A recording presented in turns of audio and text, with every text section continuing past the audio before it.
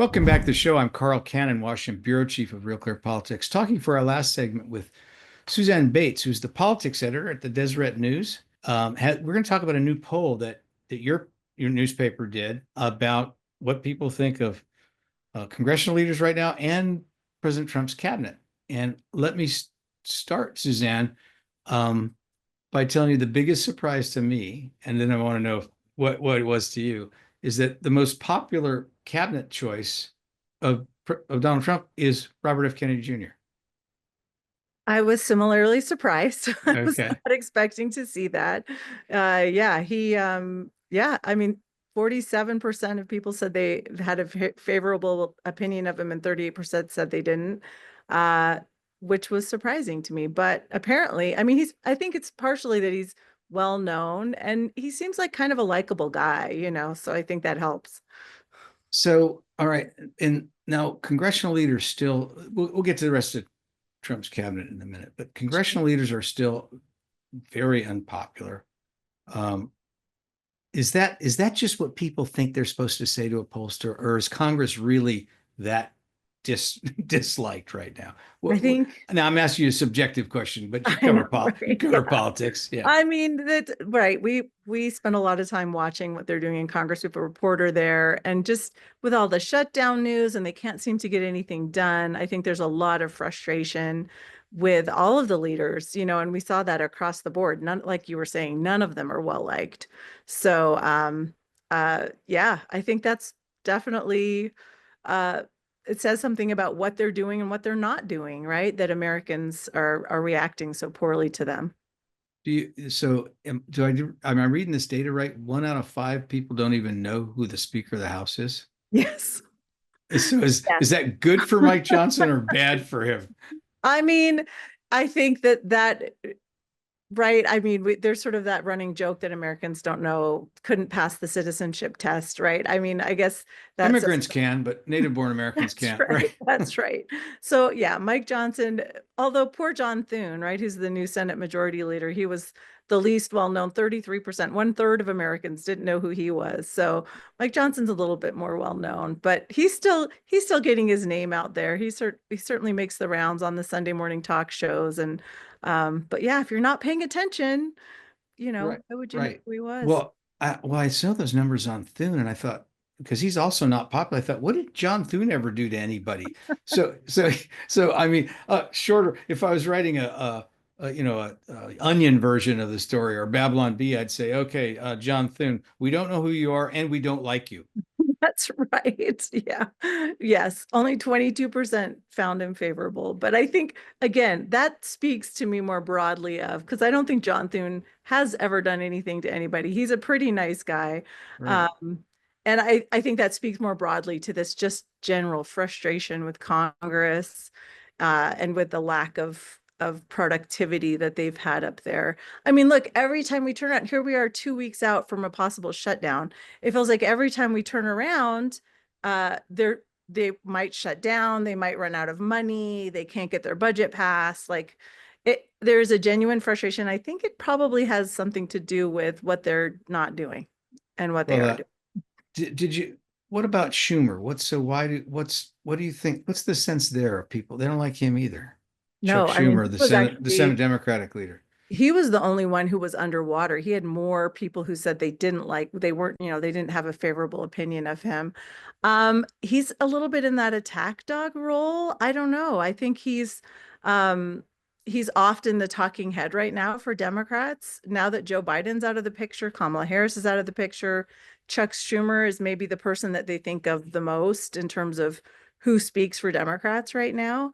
And I think there's frustration with the Democratic Party, but also with Chuck Schumer as sort of that figurehead there. So Well, yeah, your poll didn't go into this, but I problem with Schumer is that he's the classic career politician. He was literally running for office when he was still in law school. He's never had a job in the private sector. And if you're sour on politics, if you're one of those in the majority on the right track, wrong track question, I think Schumer maybe epitomizes what you think's wrong with Washington.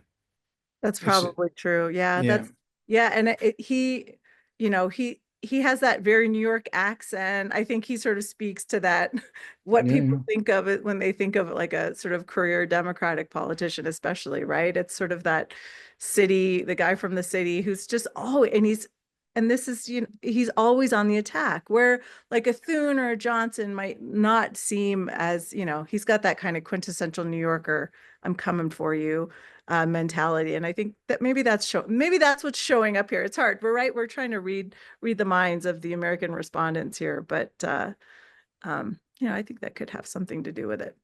You're listening to Suzanne Bates, the politics editor at the Deseret News. I'm Carl Cannon, Washington bureau chief of RCP. You're listening to Real Clear Politics on SiriusXM Radio. The Deseret News is sponsored a new poll. It's done by HarvardX. Is that the right name of the poll? That's right. What surprised you the most in the data in this new poll? I was surprised by how well most of Trump's picks are doing in terms of, again, not like tons of favorability, but we're also not seeing a ton of unfavorability either.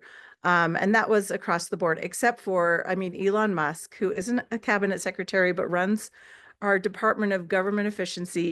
He only 41% said they've had a favorable opinion of him. 47% said they did not.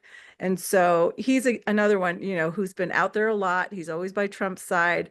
And I think that some of what he's doing is not super popular right now, and so clearly people have very strong opinions about him. But Yeah, as I'm looking at this data, I thought, sometimes, I think Donald Trump just emotes and he doesn't give any thought to it. Other times, I think he's playing 5D chess. I can never quite decide.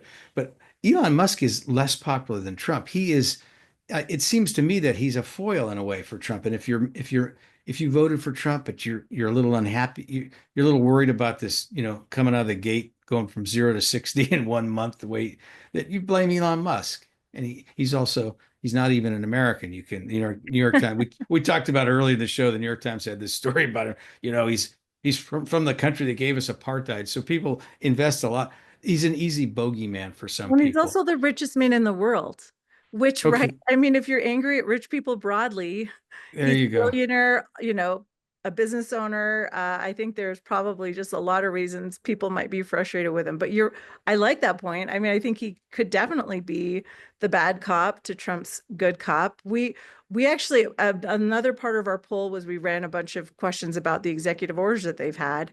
And what Doge is doing was broadly popular-ish, but it was Mhm. I think there's a lot of questions about USAID and some of the other things that have happened with the Trump administration, again, that Elon Musk is the face of. And so I think that he's getting some of that heat that maybe you're Well, right, yeah, and Trump would get otherwise. liberals are going around dumping their Teslas, and so they used to love this car. Now they don't really love the car That's because of right. who owns it. All right, we got 30 seconds left. Pete Hegseth didn't do well in the poll either. No, he didn't. He's sort of the cabinet member who sticks out. What's your sense of what the objection there is? Is he just too young, not ready, didn't have the right pedigree, or is it something he's done or said in the first month? What's your sense there? Well, I think there was so much bad press ahead of his nomination, his confirmation, over, was he guilty of, Yeah, sec sexual assault, sexual harassment, all of these allegations that were floated about him. I think those are still attached to him. yeah. And again, he might be a little bit more well known because he was on Fox News. So I think that's probably going to follow him around for a while. We'll Excuse me. see, if he can sort of shake it. But I think that's probably what we're seeing there in those numbers right now.